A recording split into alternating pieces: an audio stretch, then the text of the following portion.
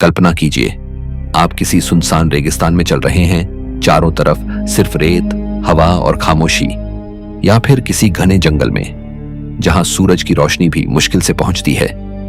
अचानक आपके सामने प्रकट होता है एक विशाल पत्थर का स्मारक, इतना बड़ा, इतना रहस्यमय कि लगता है मानो किसी दैत्य ने बनाया हो। ना वहां सड़कें हैं, ना शहर, ना कोई निशान कि इंसान कभी यहां रहा हो। बस एक प्राचीन संरचना जो वक्त और तर्क दोनों को चुनौती देती है। ये वे जगहें हैं जिन्होंने वैज्ञानिकों और पुरातत्वविदों को हैरान कर रखा है। आखिर इन रहस्यमयी निर्माणों को किसने बनाया और क्यों इतनी दूर सभ्यता से कटे इलाकों में? आज हम आपको लेकर चलेंगे उन रहस्यमय स्मारकों की यात्रा पर जो धरती के सबसे सुनसान कोनों में खड़े हैं, जहां हर पत्थर, हर निशान एक भूली हुई कहानी कहता है। नंबर 1, कैलासा मंदिर। पत्थर में तराशी गई असंभव दुनिया। भारत के हृदय में, महाराष्ट्र के औरंगाबाद के पास एलोरा की गुफाओं में छिपा हुआ है एक ऐसा रहस्य जो मानव सभ्यता की सीमाओं को चुनौती देता है। कैलासा मंदिर, जिसे देखने वाले हर व्यक्ति के मन में सिर्फ एक सवाल उठता है, क्या यह सचमुच इंसानों का बनाया हुआ है? यह मंदिर किसी पहाड़ के ऊपर नहीं, बल्कि एक पूरे पहाड़ को ऊपर से नीचे तक तराश कर बनाया गया है। हजारों साल पहले, जब मशीनें नहीं थीं, जब न तो कोई इंजीनियरिंग ब्लूप्रिंट था और न ही आधुनिक औजार, उस समय किसी ने ठोस बेसाल्ट चट्टान में उतरकर 2 लाख टन पत्थर काट डाले और एक ऐसा अद्भुत मंदिर गढ़ दिया जो आज भी दुनिया के सबसे बड़े रॉक कट संरचनाओं में गिना जाता है। कहा जाता है कि इसे 8वीं सदी में राष्ट्रकूट राजा कृष्ण प्रथम ने भगवान शिव को समर्पित किया था। लेकिन रहस्य यह है कि इतनी विशाल निर्माण प्रक्रिया के कोई स्पष्ट अभिलेख नहीं मिलते। मंदिर के चारों ओर और भीतर की नक्काशियां इतनी बारीक हैं कि लगता है मानो पत्थर में जीवन फूंक दिया गया हो। हाथियों, सिंहों, देवी देवताओं और पौराणिक युद्धों के दृश्य आज भी उतनी ही चमक और गहराई लिए हुए हैं जितनी सदियों पहले रही होगी। वैज्ञानिक मानते हैं कि यदि इस मंदिर को ऊपर से नीचे काटा गया तो इसके लिए न सिर्फ अत्यंत सटीक माप की आवश्यकता थी, बल्कि यह भी तय करना असंभव था कि पत्थर की परतें कितनी गहराई तक जाएंगी। यह कार्य किसी चमत्कार से कम नहीं लगता। कुछ विशेषज्ञों का अनुमान है कि यदि आधुनिक औजारों से भी इस मंदिर को बनाया जाए तो यह कार्य कई दशकों में ही पूरा हो पाएगा। लेकिन इस अद्भुत संरचना को देखकर लगता है जैसे समय ने खुद रुककर इसे आकार दिया हो। कई रहस्यवादी विचारक कहते हैं कि शायद यह प्राचीन ज्ञान या ऊर्जा का परिणाम था जो आज लुप्त हो चुका है। वहीं कुछ का मानना है कि किसी अज्ञात तकनीक, किसी खोई हुई सभ्यता ने इसका निर्माण कराया होगा। एलोरा की घाटियों के बीच यह मंदिर आज भी एक रहस्यमयी खामोशी में खड़ा है। दूर दूर तक कोई आधुनिक शहर नहीं, सिर्फ पहाड़, चट्टानें और हवा की आवाज, जैसे यह मंदिर खुद अपनी कहानी सुनाने से डरता हो। जब आप इसके विशाल द्वार से अंदर प्रवेश करते हैं तो ऐसा लगता है मानो आप समय की सुरंग में उतर गए हों, जहां हर दीवार, हर नक्काशी एक प्रश्न बनकर खड़ी है। आखिर किसने, क्यों और कैसे इस असंभव कार्य को संभव बनाया? कैलासा मंदिर सिर्फ पत्थर नहीं है, यह मानवता की अदम्य इच्छा, खोए हुए ज्ञान और उस युग की गूढ़ बुद्धिमत्ता का प्रतीक है। एक ऐसा रहस्य जो शायद कभी पूरी तरह सुलझ नहीं पाएगा। Number 2, Gobekli Tepe. सभ्यता से पहले का रहस्यमय शहर तुर्की के दक्षिणी पठारों में एक सुनसान पहाड़ी के ऊपर फैला है ऐसा स्थान जिसने इतिहास की पूरी दिशा बदल दी। इसका नाम है गोबेगली टेपे। एक ऐसा स्थल जो विज्ञान, पुरातत्व और मानव सभ्यता की समझ को झकझोर देता है। जब 1990 के दशक में पुरातत्वविदों ने यहां खुदाई शुरू की तो उन्हें उम्मीद थी कि शायद कोई पुराना गांव या दफन स्थल मिलेगा। लेकिन जो सामने आया उसने सारी धारणाएं पलट दी। यहां मिले विशाल पत्थर के गोलाकार घेरे, टी-आकार के स्तंभ और उन पर बनी हुई जानवरों की नक्काशियां इतनी पुरानी थीं कि वैज्ञानिकों के अनुमान हिल गए। कार्बन डेटिंग से पता चला कि यह स्थल लगभग 11,000 साल पुराना है, यानी मिस्र के पिरामिडों और स्टोनहेंज से भी हजारों साल पहले का। यह वो समय था जब इंसान अभी खेती करना भी नहीं जानते थे, न उन्होंने स्थायी बस्तियां बसाई थीं। और न ही लिखना सीखा था। फिर इतने बड़े पत्थरों को तराशकर उन्हें व्यवस्थित रूप से एक धार्मिक या सामाजिक स्थल में बदलने की क्षमता कैसे विकसित हुई? यही वो प्रश्न है जो आज तक अनुत्तरित है। यहाँ के प्रत्येक स्तंभ का वजन 10 टन तक है और उन पर उकेरे गए शेर, गिद्ध, सांप, लोमड़ियां और अज्ञात जीव शायद किसी प्राचीन प्रतीकात्मक भाषा का हिस्सा रहे हों। कुछ शोधकर्ताओं का मानना है कि यह स्थान किसी धार्मिक अनुष्ठान या पूजा स्थल के रूप में उपयोग किया जाता था, जबकि अन्य इसे तारों और ग्रहों की गति को समझने का एक खगोलीय वेधशाला बताते हैं। लेकिन सबसे विचित्र तथ्य यह है कि करीब 8000 ईसा पूर्व में इस पूरे परिसर को किसी ने जानबूझकर मिट्टी और पत्थरों से ढक दिया, मानो किसी रहस्य को सुरक्षित रखा गया हो ताकि आने वाली पीढ़ियां उसे न खोज पाए। आखिर कौन सी शक्ति या भय ने इंसानों को यह अद्भुत स्थान खुद ही दफनाने पर मजबूर किया? क्या यह कोई आपदा थी या फिर कोई धार्मिक आदेश? गोबेगली टेपे का रहस्य सिर्फ इसकी उम्र या संरचना में नहीं, बल्कि उसके उद्देश्य में है।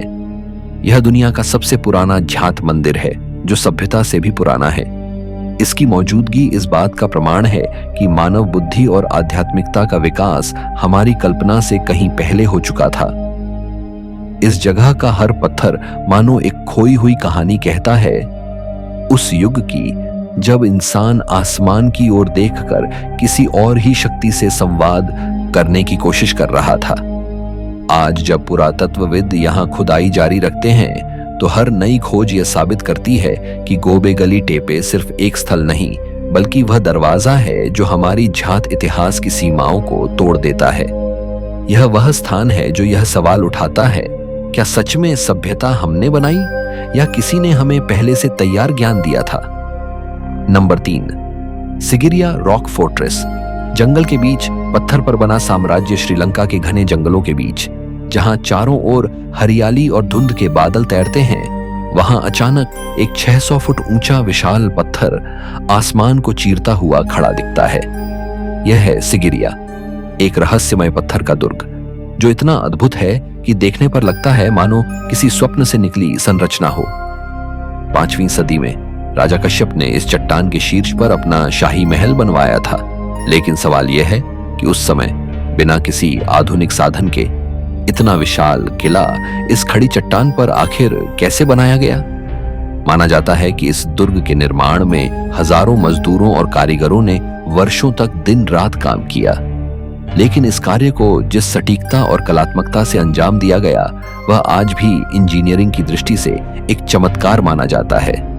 चट्टान के चारों ओर बनाए गए बाग, झरने और जलकुंड इस बात का प्रमाण है कि उस समय जल प्रबंधन और वास्तुकला दोनों अपने चरम पर थे। यहाँ की मिरर वॉल यानी दर्पण दीवार आज भी चमकती है, जिसे राजा ने इतनी महीनता से पॉलिश करवाया था कि वह अपने चेहरे का प्रतिबिंब उसमें देख सके। दीवारों पर बनी अप्सराओं की भित्तिचित्र फ्रेस्कोज उस युग की कला का जीता जागता उदाहरण है। उनके चेहरे, वस्त्र और भावनाएं आज भी उतनी ही जीवंत लगती हैं जैसे कोई कलाकार ने उन्हें कल ही उकेरा हो। लेकिन सिगिरिया सिर्फ एक महल नहीं था, यह राजा कश्यप की भय और महत्वाकांक्षा दोनों का प्रतीक था।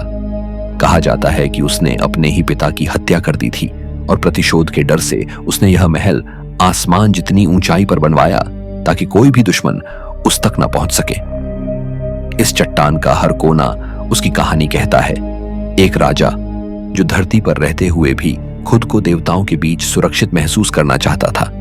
आज जब कोई यात्री संकरे और खतरनाक सीढ़ियों से ऊपर चढ़ता है तो नीचे घना जंगल फैला हुआ दिखता है और ऊपर हवा में झूलता हुआ एक किला, मानो बादलों में बना कोई साम्राज्य। सिगिरिया की यह स्थिति इसे सचमुच मिडल ऑफ नोवेयर का चमत्कार बनाती है। यहाँ का खड़े होकर लगता है कि यह स्थान किसी रहस्यमय ऊर्जा से भरा है, जैसे हर पत्थर में कोई पुराना रहस्य अब भी जीवित हो। यह सिर्फ एक ऐतिहासिक धरोहर नहीं, बल्कि मानव जिजीविषा और कल्पना की चरम सीमा का प्रमाण है। एक ऐसा गढ़ जहां समय, शक्ति और सुंदरता सब एक हो गए हैं। नंबर 4, अधूरा ओबेलिस्क, अधूरी महानता का मिस्री रहस्य। मिस्र की तपती रेत और प्राचीन इतिहास के बीच अस्वान नामक एक जगह पर छिपा है एक अधूरा स्मारक, जो पूरा हो जाता तो शायद आज तक का सबसे विशाल ओबेलिस्क होता। इसे देखने पर ही एहसास होता है कि यह सिर्फ एक पत्थर नहीं, बल्कि एक सपना था, एक ऐसा सपना जो अधूरा रह गया। यह ओबेलिस्क अब भी उसी चट्टान से जुड़ा हुआ है जिससे इसे निकाला जा रहा था। इसकी लंबाई लगभग 100 फीट और अनुमानित वजन करीब 1200 टन है। सोचिए, अगर यह पूरा होता तो इसे मिस्र के किसी मंदिर या शहर में पहुंचाना कितना कठिन होता। आज की आधुनिक क्रेनें भी इतनी भारी संरचना को उठाने में संघर्ष करेंगी, लेकिन 3000 साल पहले मिस्रवासी यह सब बिना किसी मशीन के करने की तैयारी में थे। निर्माण के दौरान जब पत्थर में दरारें पड़ गईं, तो सारा काम रोक दिया गया और ओबेलिस्क को वहीं छोड़ दिया गया। यही कारण है कि यह स्थान आज मिस्र की निर्माण तकनीक का जीवित दस्तावेज बन चुका है। यहाँ दीवारों और पत्थर की सतहों पर आज भी प्राचीन औजारों के निशान स्पष्ट दिखाई देते हैं। उन रेखाओं को देखकर वैज्ञानिकों और पुरातत्वविदों को यह समझने में मदद मिलती है कि मिस्रवासी इतने विशाल पत्थरों को काटने और आकार देने के लिए किस प्रकार के उपकरण और तकनीक का इस्तेमाल करते थे। लेकिन असली रहस्य यह है कि इतना बड़ा पत्थर उन्होंने कैसे काटना शुरू किया और उसे उठाने की योजना क्या थी। उस समय ना तो स्टील की मशीनें थीं, ना कोई इंजन, फिर भी उनके पास ऐसा ज्ञान था जो आधुनिक युग में भी हैरान कर देता है। कुछ विशेषज्ञों का मानना है कि यह ओबेलिस्क किसी देवता की महिमा के लिए बनाया जा रहा था, संभवतः किसी मंदिर के द्वार या धार्मिक उत्सव के प्रतीक के रूप में। वहीं कुछ का विचार है कि यह प्राचीन खगोलीय अवलोकन का स्तंभ भी हो सकता था, परंतु इस विशाल संरचना की अधूरी स्थिति इसे और भी रहस्यमय बनाती है, जैसे समय ने स्वयं इस पर विराम लगा दिया हो।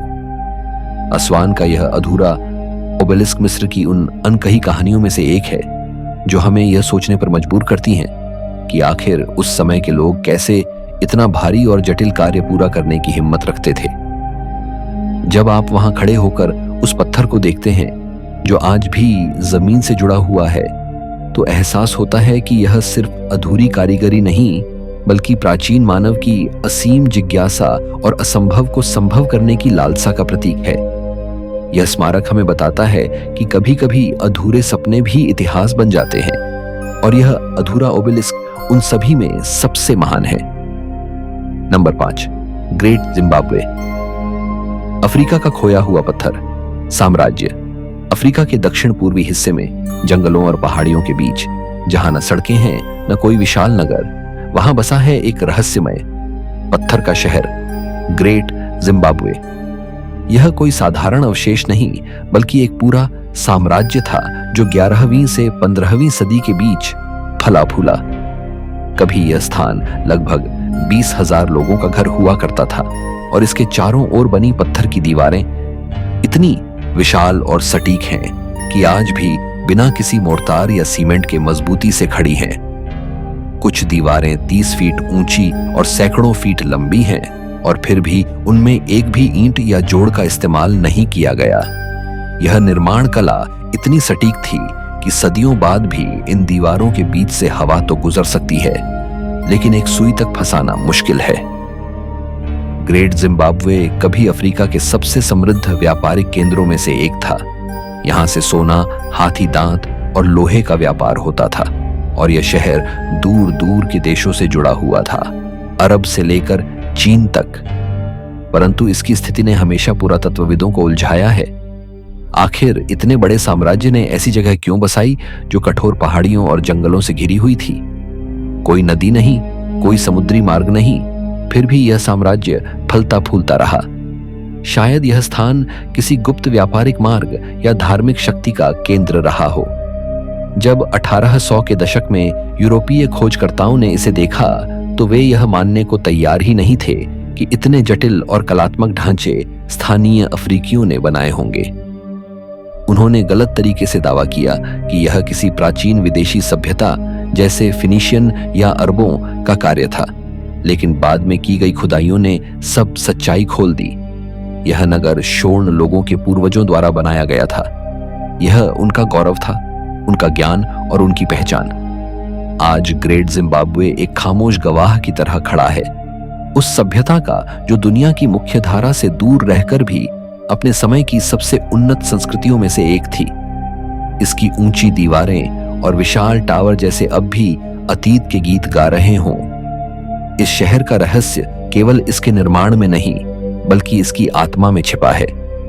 जब कोई यात्री इन दीवारों के बीच चलता है तो उसे ऐसा लगता है जैसे पत्थर बोल रहे हों, बताते हों कि यहाँ कभी एक ऐसा साम्राज्य था जो समय की धूल में खो गया, पर जिसने यह सिद्ध कर दिया कि सभ्यता केवल मिस्र या रोम तक सीमित नहीं थी। ग्रेट जिम्बाब्वे आज भी अफ्रीका की आत्मा में धड़कता है, एक जीवित रहस्य जो अब भी दुनिया को अपनी खामोशी से चकित करता है। नंबर 6, नानमडोल, सागर के बीच बसा पत्थरों का शहर। प्रशांत महासागर के बीच माइक्रोनेशिया के पोनपे द्वीप के तट से कुछ दूरी पर फैला है एक ऐसा रहस्य जिसे देखकर लगता है मानो किसी प्राचीन सभ्यता ने समुद्र के ऊपर अपना राज्य बना लिया हो। इसे नानमडोल कहा जाता है, यानी स्पेस के बीच का स्थान। लगभग 100 छोटे छोटे द्वीपों और नहरों से मिलकर बना यह शहर दुनिया का पहला ज्ञात वाटर सिटी या समुद्र पर बसा नगर माना जाता है। यह 12वीं से 17वीं सदी के बीच बनाया गया था, पर सवाल यह है कि आखिर इतनी दूर बिना किसी आधुनिक साधन के किसी ने इस समुद्र के बीच इतने विशाल पत्थर कैसे पहुंचाए? यहाँ के पत्थर सामान्य नहीं हैं। अधिकांश ब्लॉक बेसाल्ट पत्थर के हैं, जिनका वजन 25 से 50 टन तक है। इन्हें किसी तरह समुद्र के पार लाकर व्यवस्थित रूप से एक के ऊपर एक रखा गया, जिससे कृत्रिम द्वीप बने और उनके बीच नहरें बनाई गई। सोचिए, न तो वहां क्रेन थी, न पहिए, न कोई पशु शक्ति। फिर इतने विशाल पत्थरों को लाना और उन्हें तैरते प्लेटफॉर्म पर व्यवस्थित करना कैसे संभव हुआ? यह प्रश्न आज भी वैज्ञानिकों और इतिहासकारों को उलझाए हुए है। कुछ लोग मानते हैं कि पत्थरों को लकड़ी की नावों या बेड़ों पर रखकर लाया गया, जबकि स्थानीय किंवदंतियों के अनुसार इन्हें किसी रहस्यमयी शक्ति या जादू से हवा में उड़ाकर पहुंचाया गया था। नानमडोल कभी सौदेलेर वंश का राजधानी शहर था। कहा जाता है कि यहाँ राजा और पुजारी रहते थे और आम लोगों को यहाँ प्रवेश की अनुमति नहीं थी। इसकी नहरों में नावें चलती थीं, मंदिरों में अनुष्ठान होते थे और पत्थर की दीवारों के भीतर शासन चलता था। परंतु धीरे धीरे यह शहर वीरान होता गया और अब सिर्फ समुद्र की लहरें और जंगल की जड़ें इसके खंडहरों को गले लगाए हुए हैं। आज नानमडोल पूरी तरह पानी और हरियाली से घिरा हुआ है। वहां पहुंचना भी आसान नहीं, आधुनिक नावों से भी कई घंटे लगते हैं। पर जब कोई यात्री वहां पहुंचता है तो हवा में एक अजीब सी खामोशी महसूस होती है।